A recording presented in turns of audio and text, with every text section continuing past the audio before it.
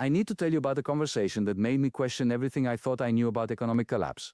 It was October 2024, and I was sitting in a quiet cafe in Beijing's financial district when a former colleague from the People's Bank of China leaned across the table and whispered something that chilled me to the bone. "Yanis," he said, glancing around nervously, "what if I told you everything you're seeing in Western media about our economic crisis? What if it's exactly what we wanted them to see?" At that moment, watching his expression, I realized I was witnessing the most sophisticated economic deception in modern history.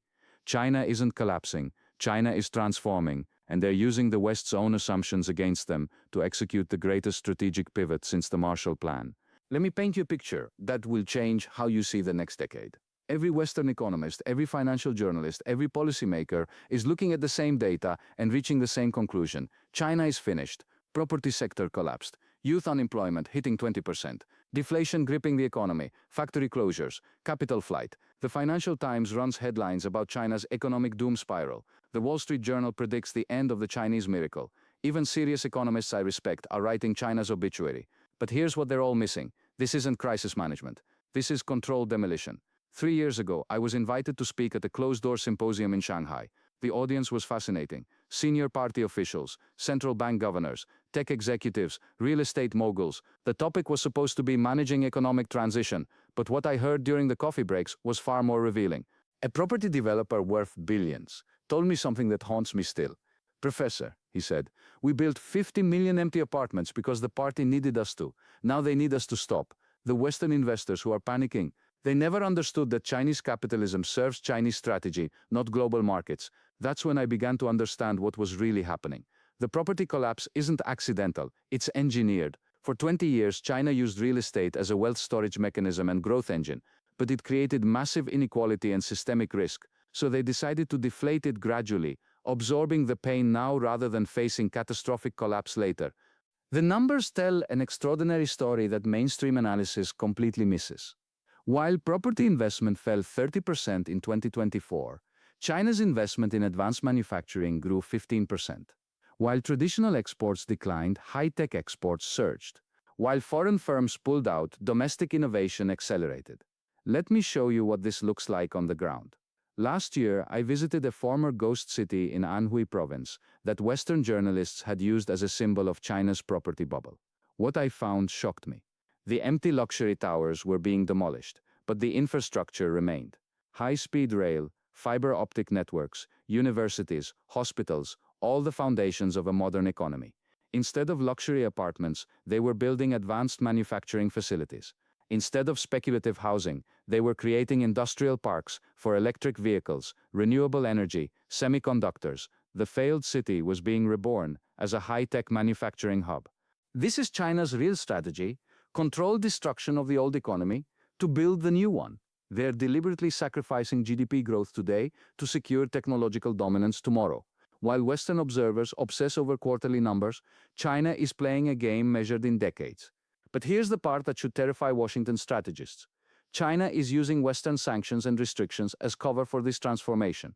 Every restriction on Chinese access to Western technology forces them to develop alternatives. Every sanction pushes them towards self-sufficiency. Every trade barrier strengthens their domestic market focus. The semiconductor restrictions are the perfect example. When America banned Chinese access to advanced chips, Western analysts celebrated it as a knockout blow. China would fall behind in AI, quantum computing, 5G. Their tech sector would collapse without American components. Instead, something remarkable happened. China announced a $150 billion domestic chip development program. They recruited thousands of engineers from Taiwan, South Korea, even Silicon Valley. They built entire supply chains from scratch. And while they're still behind in the most advanced processors, they're rapidly achieving self-sufficiency in everything else. My Shanghai colleague put it perfectly. "You gave us no choice but to become independent. Thank you." The deflation story reveals the same pattern. Western economists see falling prices and panic about a deflationary spiral. But deflationary pressure in China isn't coming from collapsed demand, it's coming from massive productivity gains in manufacturing. Chinese factories are becoming so efficient that they can produce goods at prices that destroy international competition. This is deflationary export of prosperity, not poverty. China is capturing global market share. by offering products at prices nobody can match. Electric vehicles selling for $10,000, solar panels at 50 cents per watt, batteries at prices that make European manufacturers unviable. The youth unemployment crisis follows the same logic. Yes, 20% of young graduates are officially unemployed. But what Western analysts miss is where these graduates are going. They're not sitting idle. They're being absorbed into massive state-directed training programs for advanced manufacturing, AI development, green technology. China is essentially paying a generation to retrain for the economy they're building. It's the largest human capital investment in history, disguised as an unemployment crisis. These unemployed graduates are becoming the workforce for China's technological revolution. But the masterstroke is how China is managing international perceptions during this transition. They want the world to think they're weak, struggling, facing internal crisis. Why?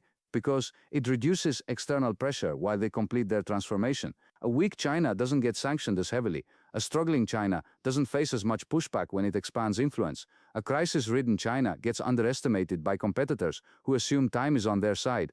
Remember how Trump celebrated China's COVID lockdowns as proof of authoritarian failure? While Western countries struggled with waves of infection, China used zero COVID as cover to restructure their entire economy. Supply chains were reorganized. Digital infrastructure was upgraded. Manufacturing processes were automated. When they finally opened up, they emerged with the world's most advanced manufacturing ecosystem.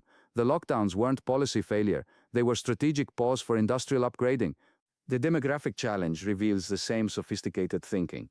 Yes, China's population is aging and shrinking. Western analysts see this as an insurmountable crisis. But China has been preparing for this transition for decades. They're not trying to maintain growth through population expansion like America or Europe. They're achieving productivity growth through automation and AI that makes population size irrelevant. Their factories are becoming fully automated. Their service sector is being digitized. They're building an economy that can maintain prosperity with a smaller, older population. The capital flight narrative is equally misleading. Yes, wealthy Chinese are moving money overseas. But look at what's replacing that capital. Massive state investment in strategic industries. Private speculation money is leaving, but state development capital is flowing in. China is essentially replacing speculative capitalism with strategic capitalism. Instead of bubble-driven growth, they're building foundation-driven development. Instead of market-determined allocation, they're using state direction to build competitive advantages. This transformation is happening while China maintains its global integration. They're not decoupling from the world economy, they're reconfiguring their relationship with it. Instead of being the low-cost manufacturing hub, they're becoming the high-tech innovation center. The Belt and Road Initiative continues expanding. China's trade relationships with the Global South are deepening. Their currency swap agreements multiply. They're building alternative financial infrastructure while the West assumes they're weakening. Here's what my Beijing colleague told me that keeps me awake at night. We studied how Japan lost to America in the 1990s. They became rich and comfortable and stopped innovating. We're not making that mistake. We're staying hungry, staying focused, staying disciplined. Let the West think we're finished. It makes our job easier. The evidence is everywhere once you know what to look for. China's R&D spending grew 15% in 2024, while their economy supposedly struggled. Their patent applications hit record numbers. Their scientific publications in cutting-edge fields surpass American output. They're not just maintaining technological development, they're accelerating it. Under cover of apparent crisis, they're building the foundations of technological dominance that will define the next century. But here's the truly brilliant part of their strategy. They're timing this transformation perfectly. America is distracted by domestic politics. European allies are dealing with energy crisis and migration. Emerging markets are struggling with debt and inflation. While everyone else faces immediate crises, China is investing in long-term advantages. While competitors fight today's battles, China is preparing for tomorrow's wars. The apparent weakness is actually strategic patience. The property developers I met in Shanghai weren't bitter about losing money. They were proud of serving national strategy. The tech executives weren't discouraged by Western sanctions.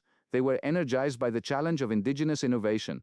The government officials weren't panicking about growth numbers. They were focused on transformation metrics invisible to Western observers. This is what planned economy looks like in the 21st century. Not Soviet-style central planning that ignored markets, but strategic direction that harnesses market forces for national objectives. They're using capitalism as a tool rather than being controlled by it. The implications terrify me as someone who understands how economic power translates into geopolitical dominance.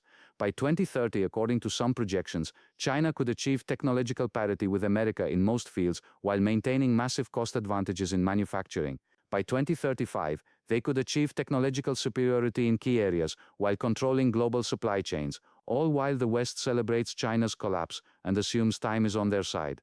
The conversation in Beijing ended with my colleague asking a question that haunts me. What happens when the world realizes we're not collapsing but transforming? What happens when they understand the crisis was camouflage? I don't have an answer, but I know this. China isn't following the Western playbook for economic development. They're writing their own rules, pursuing their own timeline, building their own future, and they're using Western assumptions about market economics against us. The greatest deception in economic history isn't happening in secret, it's happening in plain sight, disguised as failure, while the world watches and misunderstands everything they're seeing. China's economy isn't collapsing, it's metamorphosing, and by the time the West realizes what actually happened, the transformation will be complete, and the global balance of power will have shifted irreversibly.